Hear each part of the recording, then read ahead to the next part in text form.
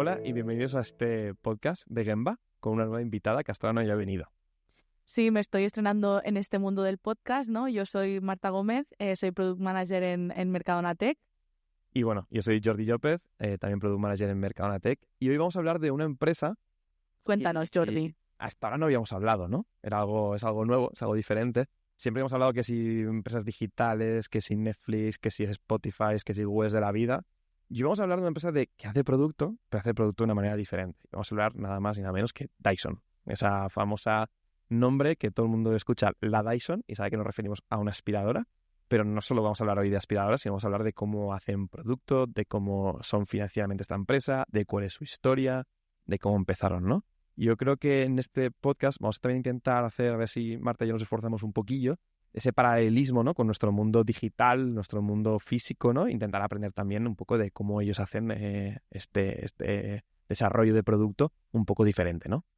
Pero bueno, a ver, antes de empezar a hablar de cómo hacen aspiradoras, no sé si empezaron con aspiradoras o no, pero vamos a ver cómo empezaron, ¿no, Marta? Sí, al final, para entender un poco el desarrollo de esta empresa, ¿no? Y el éxito de esta empresa, hay que siempre volver a los orígenes, ¿no? Entonces empezaremos hablando de quién es el famoso James Dyson.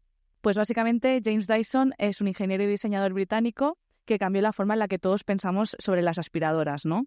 Estudió en el Royal College of Art de Londres, espero haberlo dicho bien, que más que una escuela de diseño es también una escuela de ingeniería pura, ¿no? Y ahí empezó a combinar estos ambos mundos, ¿no? El mundo del diseño y el mundo de la ingeniería. Pero esto fue hace, ¿qué? ¿10 años? ¿20? Pues no hace tanto, o sea, fue en los años 70, todo empezó ahí, ¿no? Cuando Dyson tenía una aspiradora de la marca Hoover en su casa y básicamente notó que con el tiempo perdía succión, ¿no? Pues detectó que la aspiradora, ¿no? Lo que muchos podemos pensar en casa con algunos de los productos que tenemos, pues él notó que eso perdía succión, que no aspiraba todo lo que a él le gustaría y eso le parecía bastante frustrante, lo cual es frustrante. O sea, lo que tú y yo, si nos va mal la aspiradora, nos metemos en Amazon y compramos otras, este hombre Correcto. decide, espera, que me monto una empresa. Sujétame el cubata. Bien. Básicamente, ¿vale? Y lo que hizo él es preguntarse por qué pasaba esto, ¿no? Esto que nos gusta tanto de preguntarnos siempre por qué y por qué. Y resulta que el problema que él detectó estaba en la bolsa, ¿no? Se llenaba de polvo y al final obstruía ese flujo de aire.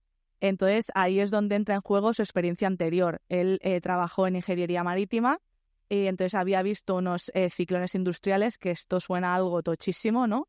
Que básicamente lo que hacían era separar partículas del aire en los aserraderos. Uh-huh. Y pensó en utilizar ese mismo principio para hacer una aspiradora sin bolsa. O sea, estos son los cacharros estos con forma cónica, ¿no? Con arriba que tiene Correcto. una especie de aspa y conseguía separar esas partículas y este hombre decide coger esos bichos gigantes, hacerlo en miniatura y meterlo en una aspiradora y ahí tiene un prototipo. Sí, y así pues nació esa idea que revolucionaría toda la industria en realidad, ¿no? Entonces, ¿cómo fue el proceso de desarrollo inicial, ¿no? ¿Cómo surgió la primera Dyson? Pues al final fue un proceso largo y costoso porque se trataba de un producto físico. Cada cambio, cada error requería fabricar un prototipo nuevo, probarlo, detectar fallos y volver a empezar el ciclo, ¿no? Al final no podía simplemente lanzar, como nosotros hacemos, ¿no? Una versión beta y corregir errores sobre la marcha, sino que al final él tenía que rehacer todos esos prototipos, ¿no? Entonces, al final le costó más o menos 5 años y más de 5.000 prototipos llegar a la primera Dyson. O sea, 5.000 prototipos que a nosotros quizás en el mundo digital, pues tira que te va, que nos tiene que parecer fácil, pero 5.000 prototipos en el mundo físico habría que verlos. O sea, ahora ya curiosidad más Sí. de prototipos, que algunos serían de cartón, otros de papel o súper cutres, y otros seguramente mucho mejores. Pero 5.000 prototipos y 5 años para una aspiradora. Sí, al final es bastante impresionante. En realidad, si lo pensamos, esa persistencia, ¿no? Que a pesar de todas esas limitaciones, logró perfeccionar su producto sin rendirse, ¿no? Siendo súper constante. Lo tuvo que tener muy claro y tener muy claro que había un product market fit de, no, es que una aspiradora de estas va a triunfar. Y todo empezó por una aspiradora que no succionaba bien. O sea, magnífico. Ojo, ¿eh? Entonces, básicamente, una vez tuvo lista esa primera aspiradora, ¿no? Esa tecnología de la que hablamos, pues básicamente hizo lo que todos haríamos, ¿no? Intentar licenciarla a grandes fabricantes. Entonces, contactó con la marca de la aspiradora de la que él se quejaba, ¿no? Con Hoover, también con Electrolux, con Black & Decker, y todos le dijeron que se fuera a pastar, ¿no? Que le dijeron que no. E incluso algunos también, si pensamos un poco en el negocio, ¿no? En la empresa, lo veían como algo innecesario para los clientes y además una amenaza para su negocio de vender bolsas de repuesto, ¿no? Porque al final pues no solo vendían aspiradoras, sino que también vendían las bolsas de las aspiradoras. Totalmente, que este es el caso famoso de negocio de Nespresso. O sea, Nespresso no gana dinero con sus máquinas de hacer café, sino gana dinero con las cápsulas. Que esto al final será un poco, oye, pues yo te vendo una aspiradora relativamente barata, pero te vendo bolsas y solamente funcionan mis bolsas. Pues es una manera de ser recurrente, ¿no? Ese cobro recurrente hacia la persona que al final pues muchos negocios se sustentan de esta manera, ¿no? Sí. Entonces él dijo, bueno, pues si no me queréis, me voy yo por mi cuenta, ¿no? Hipotecó su casa para financiar la producción de su propia aspiradora y al final también, para contextualizar un poco, que no es una decisión sencilla, ¿no? Al final él tenía una familia con 3 hijos, no tenía ingresos seguros, él no tenía ningún ingreso, se sustentaban un poco con los ingresos de su mujer, entonces era un movimiento extremadamente, pues, valiente, ¿no? De decir, lo arriesgo todo, apuesto todo a este producto que creo que es la solución a muchos problemas de los usuarios. Y entonces no fue hasta mediados de los 80, en el año 1986, que su primer gran éxito llegó en Japón, ¿no? Con esta cultura del perfeccionismo y de la apreciación de la tecnología, que con su primera aspiradora, que se llamó G-Force, se vendió como un producto de lujo que, para que te hagas una idea, Jordi, se vendía por el equivalente a $2.000 actuales. O sea, era un producto de lujo. O sea, básicamente este hombre, un inglés que no le va a una aspiradora, se monta su empresa de aspiradoras que le dedica 5 años y acaba yéndose a Japón a vender aspiradoras por 2.000 euros y triunfa. Sí. Triunfó y todo eso le permitió pues ganar el suficiente dinero para fundar Dyson. O sea, en el 91 fue cuando fundó Dyson y finalmente, 2 años después, en el 93, lanzó por primera vez en el mercado británico, en su mercado natal, por así decirlo, la DC01, la primera aspiradora Dyson para el mercado masivo, ¿no? Y al final el éxito fue total. Era en menos de un poco más de un año, fue la aspiradora más vendida del país, ¿no? Y ahí empezó oficialmente el imperio Dyson, ¿no? O sea, qué curioso, ¿no? Que empezara así de esta manera este hombre yéndose fuera para después volver a casa. Y pero un poco siguiendo con la historia, al final, pues eso, como dices, en 1993 Dyson nace, como tal y como la conocemos ya y hasta ahora, enfocándose en esas aspiradoras que no perdían succión, ¿no? Muy, muy reales a su inicio. Y estaban pues durante unos 7 años un poco viviendo del cuento de, viviendo el cuento, ¿no? Y el producto que habían hecho, una aspiradora premium, precio elevado, pero porque es tecnológicamente muy potente y se consolidan estos 7 primeros años. A partir del 2000, pues ya empiezan a abrirse a otras tecnologías, ¿no? Que sí, también empezaron con lavadoras, que después no les funcionó muy bien y las pararon. Introducen el primer gran cambio de las aspiradoras, que es lo que conocíamos como Ball Technology, que básicamente, hablando mal y pronto... Eso es súper interesante. O sea, a mí lo que me impactó cuando me leí de esto es cómo lo inicia. Básicamente el Ball Technology, imaginaos todos una carretilla de obra. Pues en vez de ponerle una rueda adelante, como la que hemos visto todos, el tío le puso una pelota, que eso le permitía girar mucho más cómodo, llegar a ángulos diferentes que no podías llegar. Que eso es uno de los aportes de valor más Claro, interesantes también de la aspiradora. tal cual, llegar a todas las esquinas es unas cosas que aportaba, ¿no? Y ese Ball Technology es lo primero que le aporta, que es un efecto diferenciador. Y después empiezan a desarrollar una tecnología que la aprovechan durante todo lo que ya les queda de recorrido de Dyson, que es esa tecnología de motores digitales. Al final, Dyson, todos conocemos que hoy en día ya hablamos de Dyson y no solo pensamos en aspiradoras, en secadores, en purificadores, en ventiladores de aire, ¿no? Y todo va en relación de movemos aire. ¿Y cómo mover aire? A través de motores digitales, que es una de las cosas más potentes. A partir de 2010-2020, pues Dyson empieza a tener un modelo diferente de cómo venta al consumidor. Antes estaban vendiendo a través de Corte Ingleses, de terceros, de Carrefour. Al final dicen, mira, en 2010 voy a montar mi chiringuito, voy a montar mis tiendas y un poco al rollo Apple, me monto mis sistemas y, oye, que venga la gente a mi tienda oficial de Dyson, a mi Dyson Store, a comprarme a través de mi página web. Quizá eso también forma parte de la experiencia, ¿no? De esa experiencia de cliente, ¿no? De tengo mi espacio donde te creo un ambiente y entonces eso acompaña a mi producto también. Tal cual. Yo tengo la suerte de ir a una Dyson Store y tú llegas ahí y respiras como una Apple Store. Hombre, el aire tiene que estar purificado. El aire está purificadísimo, otra cosa no. Sí.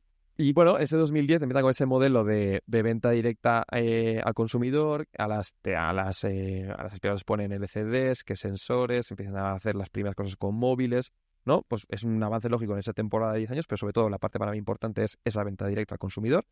Y bueno, estos últimos años, 2020, pues cómo no, que si robots parecidos a la Roomba, que si aplicaciones, que si actualizo el firmware de mi aspiradora para que me dé más datos, que eso a mí me deja loco, que si la aspiradora le pongo un láser para que me detecte el polvo, que si nuevas baterías que me duran mucho más, bueno, pues lo que sería un progreso lógico de Dyson. Y todo esto, que a mí es lo que más chulo me parece, es que desde que hemos empezado en 1993 hasta hoy, nunca han perdido ese diseño funcional que tiene tan característico Dyson, ¿no? Que al final es un diseño algo diferente, pero que siempre funciona. Ya, pero al final es una empresa, Es una empresa. ¿no? Entonces, ¿cómo ganan dinero con una aspiradora? Pues justo antes lo comentábamos, ¿no? Una empresa que hace producto físico tiene que avanzar mucho dinero. No es como nosotros que al final, pues cambiar un botón lo cambiamos enseguida. Al final, cuando tú haces un producto físico, tienes que avanzar dinero, tienes que hacer ciertas inversiones, asumir que tu producto va a funcionar bien, que después hablaremos de un producto de ellos que no sabemos si hasta qué punto ha funcionado bien.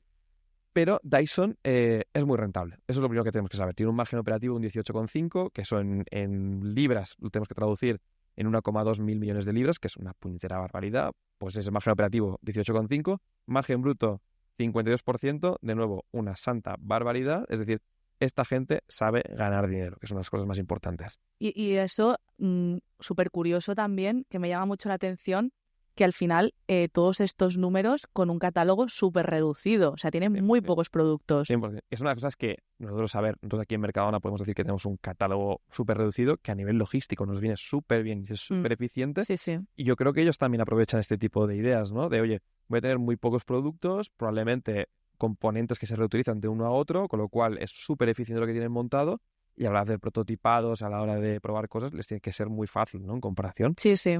No solo eso, no solamente ganan dinero con lo que venden, sino que son capaces de no tener deuda. Que es unas cosas que usan una empresa usa muchas veces la deuda para apalancarse y crecer. Ellos no, han decidido no tener deuda, con lo cual es impresionante, que eso también les favorece mucho. Y por último, pues tienen unos flujos de caja que al final les permiten pues tener 850 millones de flujo de caja, pues es una barbaridad. Es decir, son capaces de convertir lo que ganan en efectivo real. En conclusión, Dyson no solo diseña productos elegantes e innovadores, sino que también tiene una gestión financiera impecable, ¿no? Que eso es muy sorprendente. Lo dicho, una estructura libre sin deuda, márgenes sólidos, capacidad de convertir ganancias contables de flujo en caja real. En pocas palabras, Dyson está muy bien posicionada para seguir liderando su industria y quién sabe si tal vez revolucionará algún mercado más.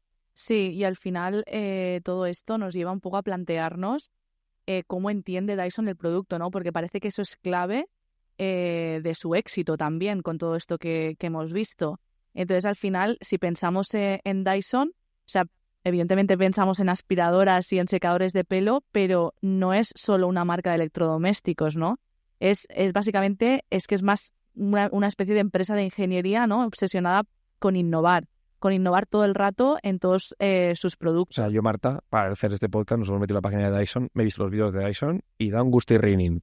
Pero los ingenieros. ASMR de ingeniería, de hablando de cómo piensan en el cliente, bueno, aquí le llamamos el jefe, que si hago pruebas, que si tiro líquidos, o sea, esa obsesión porque funcione bien el producto es increíble. No sé hasta qué punto es marketing. Y luego con productos que conocemos resuelve problemas que no sabíamos que existían, ¿no? Al final, una aspiradora es una aspiradora, pero realmente está resolviendo un problema que el resto de aspiradoras del mercado, antes de que naciera la primera Dyson, todas tenían ese problema, ¿no? Tal cual.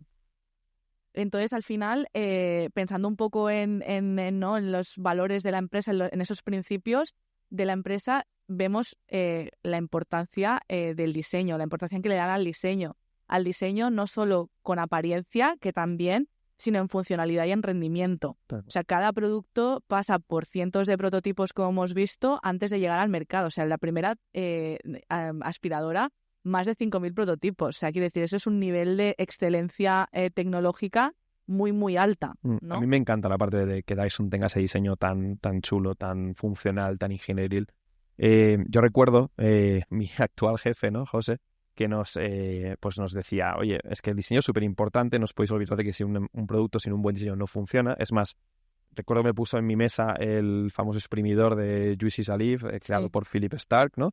Y le decía, tienes que entender lo bueno que un producto, aunque quizás no sea muy funcional, que en este caso lo son, con un muy buen diseño también vende, ¿no? Claro, si al final presentas un muy buen diseño, funcional, que tenga que sentido, que venda, que solucione sobre todo un problema del usuario, ya está, has triunfado. Esa empresa va a funcionar seguro. O sea, es que al final el hecho de escoger bien el problema, ¿no? Denota también esa obsesión por el usuario. O sea, no soy otra empresa de aspiradoras que quiere simplemente hacer una aspiradora parecida a lo que ya existe en el mercado y competir, ¿no? Competir en precio, competir en diseño, pero simplemente competir. No, es que es otro nivel, ¿no? O sea, al final no solo diseña para vender, que evidentemente también porque es una empresa, sino que quiere resolver problemas reales, ¿no? Incluso problemas reales que el propio fundador tenía.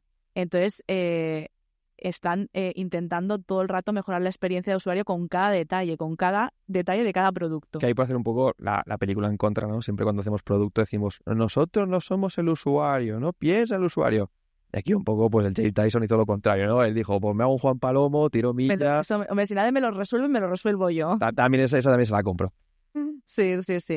Y al final, si intentamos pensar en una empresa del sector, ¿no? Que sea pues más o menos parecida a nivel de magnitud, que todos conozcamos, podría ser, por ejemplo, Braun, ¿no? Que al final apuestan más por un diseño más minimalista, ¿no?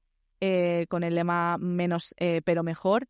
Pero Dyson lleva un poco ese funcionalismo a otro nivel, ¿no? No solo simplifica el diseño, sino que mejora radicalmente la tecnología. O sea, la tecnología es lo esencial para el producto Dyson, ¿no? Y para que este rinda al máximo. Que al final comentábamos, Marta, ¿no? O sea, Braun con esa dirección de Dieter Rams que hacen esos productos, ¿no? Que son pues, minimalistas. Pero sí que Dyson, pues sin ir más lejos, ¿no? Los famosos purificadores o ventiladores sin aspas. Es una locura, es un diseño funcional, sí. Son bonitos, no tienen aspas, además son silenciosos. Es que lo venden muy bien para no comprárselo. Sí, exacto, justo. Entonces, todo esto me lleva como a plantearte una pregunta, Jordi. ¿Cómo puede ser que Dyson haya hecho? Porque si pensamos en Apple, hacer que un teléfono móvil sea guay es muy fácil, ¿no? O sea, salvando distancias, pero todos queremos un teléfono móvil, o todos queremos una consola. Pero ¿cómo han conseguido Dyson que una aspiradora sea un producto guay? O sea, que todo el mundo quiera la aspiradora de Dyson. Yo es unas cosas que de verdad me planteo, porque además conozco a compañeros míos y vecinos míos que tienen Dyson y yo lo veo y digo, es como tener un iPhone, es un estatus social. Sí, o sea, es un estatus. Es para ponerlo de foto de perfil de Instagram o de Tinder, lo que tú quieras. Pero sí, totalmente, ¿no? O sea, ¿cómo han conseguido que una aspiradora, que es al final es algo tan al final no pensamos que tendría tanta importancia, hayan conseguido que sea un producto premium que realmente nos apetezca tener, de que la gente diga la Dyson y sepa a lo que nos estamos refiriendo? A mí, pues sinceramente, como ingeniero friki que soy, tener una aspiradora que me dice el tamaño de las partículas que tengo en el suelo, que me la relaciona y me dice, esto es porque tienes un perro, esto es porque tienes un gato, tienes que pasarme la aspiradora. Yo he visto la equivalente de la Dyson bueno, lo que ha hecho Dyson con un robot aspirador, claro, y me flipa la tecnología que tienen detrás, porque es como, vale, sí. Es innovación. Lo hacemos, pero le metemos innovación y nos gastamos tropecientos millones en que es que ese 5 o 10% que hasta ahora no tenían esas aspiradoras, la nuestra lo tenga. Eso a mí me encanta. Esa obsesión de hacerlo perfecto me encanta como marca. Evidentemente después lo pagas y hay que pagar un premium y si te lo puedes permitir, estupendo. Pero al final así es como avanzamos. Sí, al final es que con este diseño futurista que tienen, ¿no? Que decíamos antes, o sea, han conseguido hacer, entre todos estos factores que comentamos, que esa aspiradora parezca más como un producto o un accesorio de alta tecnología que tienes en casa que no un simple electrodoméstico. O sea, si piensas en una aspiradora Dyson, intentas compararlo pues con cualquier otro electrodoméstico, pues con un microondas. O sea, tú no piensas que un microondas es la hostia, ¿no? Pero sin embargo, la aspiradora es como, esta aspiradora es un pepino, ¿no? Y además es que viene la gente a tu casa y dices tú, mira lo que tengo. Mira lo que tengo aquí. Tengo la Dyson. O sea, además, la que tiene el láser. El marketing aspiracional ha sido clave, ¿no? Al final, como decías antes, cuando nos hemos metido en su página web, al final sus campañas no se centran solo en que tu casa esté limpia, ¿no? Sino en esa innovación, el rendimiento, la calidad, la tecnología, ¿no? Vende tecnología, es que es tecnología avanzada. Si tú tienes una Dyson, tienes tecnología avanzada en casa, ¿no? Y un poco, pues, yendo a esa parte de tecnología y ya yendo a la última parte del podcast, haciendo esa analogía entre En nuestro mundo. a nuestro mundo, ¿no? Ese mundo más digital, con ese mundo más físico.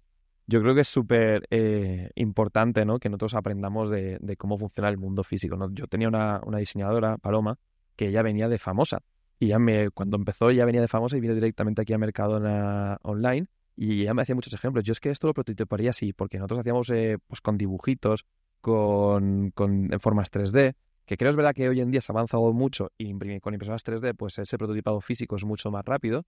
Pero sí creo que es súper importante que veamos cómo la gente de producto físico hace prototipos, porque son mucho más costosos, con un riesgo mucho más grande y que muchas veces no nos fijamos. Nosotros al final cogemos el Figma, tiramos ahí botones para aquí y para allá, probamos con usuarios y parecemos que es todo muy fácil.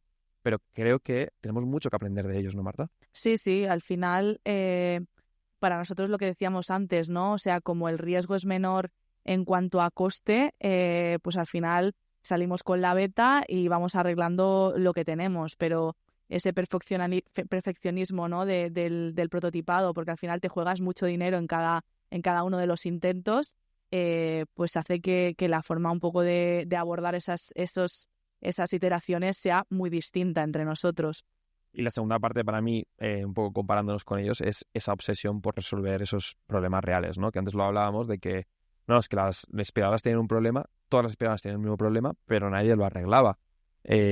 Quizás porque nadie lo veía, que es uno de los puntos que hablábamos antes, ¿no? Sí. La famosa frase, ¿no?, de Henry Ford, si yo le hubiera preguntado a mis clientes qué querían, te dirían caballos más rápidos. Y él dijo, pues venga, te hago un coche. Sí. Pues esto es un poco lo mismo, ¿no? Si le hubieran preguntado a la gente en aquella época, oye, ¿qué arreglarías? Diría, pues tener más bolsas de aspiradora. Pues no, el hombre dijo, oye, ¿y si quitamos la bolsa y no hace falta la bolsa? Claro, al final son ideas innovadoras, ¿no? Que al final intentan pues resolver ese problema real, ¿no? Y la importancia que decimos siempre de resolver el problema correcto, ¿no? Pues en el caso del señor James Dyson, evidentemente resolvió ese problema correcto. No, que al final es pregúntate el por qué varias veces, ¿no? Pues sí. hacer la analogía con el mundo Netflix. Pues antes la gente, no, pues yo alquilo películas, pues quiero que me lleguen a mi casa antes, quiero que me duren más días. Y ahí Netflix dijo, una cosa, si te las doy online y no tienes que ir a por ellas, ahí ya cambia. Pero la resolución del problema es el mismo. Al final yo quiero ver una película rápido, cuando quieras, sin líos. Pues al final es, oye, resolver el problema que tiene el usuario de verdad, no solamente acotado a un contexto concreto. Sí, al final es esa actitud curiosa y crítica, ¿no? Para intentar resolver problemas. Y ya para el último, yo creo que el último punto súper importante de este podcast que hemos un poco reflexionado es no solo que resuelva un problema, no solo que funcione bien, sino que sea a nivel diseño muy atractivo. Yo creo que es uno de los puntos clave que han hecho que Dyson sea excelencia. Con todo mi cariño, nosotros pensamos en Xiaomi y es plastiquete más o menos bonito tal, pero Dyson es aluminio, es calidad, es duración, es diseño y es funcionalidad. Sí, justo al final la parte de funcionalidad, que además ellos unen muchísimo con tecnología igual que nosotros, ¿no? Porque el diseño tiene que ser funcional y utilizas la tecnología para conseguir ese diseño, pues al final esto es totalmente extrapolable a nuestro mundo, ¿no? Tal cual. Y hay una frase que me gusta mucho, que al final la tecnología que ellos usan no la usan como un fin, sino la usan como un medio para resolverse un problema. Exacto. Que es al final una frase muy chula, pero que a veces se nos olvida de que tecnología es un medio más para ayudarnos a completar una solución de un problema. Y al final, nosotros que hemos estado ahí bicheando la web y el catálogo de Dyson, ¿no? ¿Cuál dirías, Jordi, que es el producto que más te ha llamado la atención? Porque ha habido uno en concreto que nos hemos quedado un poco flipando. Pues tal cual. O sea, todo este discurso que hemos dicho yo creo que nos iba muy bien, era muy bonito, era todo muy bonito que lo hace Dyson, pero sí que es verdad que hemos visto ahí un producto, ¿no? Esos auriculares que nos han chirriado, pero es que no eran auriculares, eran auriculares con un filtro de aire que ha hecho Dyson, que a nivel marketing, pues esa frase, ¿no?, de O'Leary, el de Ryanair, que decía que hablen de ti siempre es bueno, ¿no?, aunque la publicidad sea mala. Ostras, unos cascos que filtran el aire, no sé, es un producto un poco extravagante. También es un poco que cuando ves los auriculares te dices, te explota la cabeza porque hablábamos, ¿no?, de los motores, de todo relacionado con el aire, ¿no?, con la succión, con la expulsión, pero sin embargo de repente unos auriculares, ¡pam! Y entonces luego ves el accesorio, ¿no?, ese filtro y dices, vale, es que no, o sea, si no encajaría dentro de su mundo si no tuviera nada relacionado con el aire. No sé qué tal les estará yendo, pero bueno, al final todos somos humanos y cometemos errores y Sí. todo tiene pinta. Bueno, a lo mejor en Japón funciona Sería genial, curioso, ¿eh? ¿no? Que otra vez en las aspiradoras al principio en Japón les fue muy bien y ahora otra vez los auriculares estos en Japón les va muy bien. Sí, Es y supercurioso. habría que ver si no es un producto que sacaran durante la pandemia, ¿no? El efecto pandemia, Claro. al final. Con tanta mascarilla, pues a lo mejor Tiene sentido. un poco cogieron esa inercia.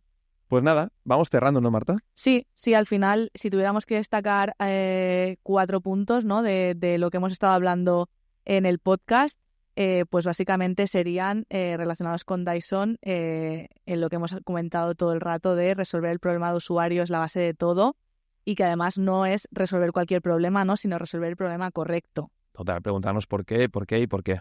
Sí, y que al final es una empresa, Dyson es una empresa que ha trabajado muchísimo, ¿no? En las especializaciones y la diferenciación. Al final todo esto que comentábamos de todo relacionado con el aire, pues sí, ¿no? Es su nicho de mercado y él domina su nicho de mercado con motores digitales y tecnología punta. Totalmente. Y aquí tirando de refranero español, que en mucho abarca, poco aprieta, ¿no? Así que tiene Exacto, mucho sí, sentido. sí. Sí, sí, y al final también es una empresa que no solo es innovadora, porque si eres innovador y no ganas un duro, pues eres un pimiento, ¿no? Ujú. Sin que se ofendan los pimientos. Hay que ser rentable. Entonces, Dyson no solo diseña productos increíbles, sino que es una máquina de hacer dinero literalmente, ¿no? Tal cual. Y por último, y más importante para nosotros, ¿no? Que el mundo físico y el mundo digital no son tan distintos. Ambos necesitan prototipos, iteraciones y una obsesión absoluta por la experiencia del usuario. Tal cual, Marta. Yo salgo de aquí con ganas de 2 cosas. La primera de todas es realmente bichear, como has dicho tú, ¿no? De Sí. cómo hacen prototipos esta gente. Tengo curiosidad de cómo es el mundo físico, aprender más de ellos, porque creo que podemos aprender mucho. Y la segunda, aunque estoy menos convencido, es de comprarme una aspiradora de 1.200 euros. También te puedes comprar el secador de pelo. Me queda poco ya. Te podría hacer papel. Podría. Sí. Bueno, pues muchas gracias a todos. Muchas gracias. Hasta la próxima. Hasta la próxima.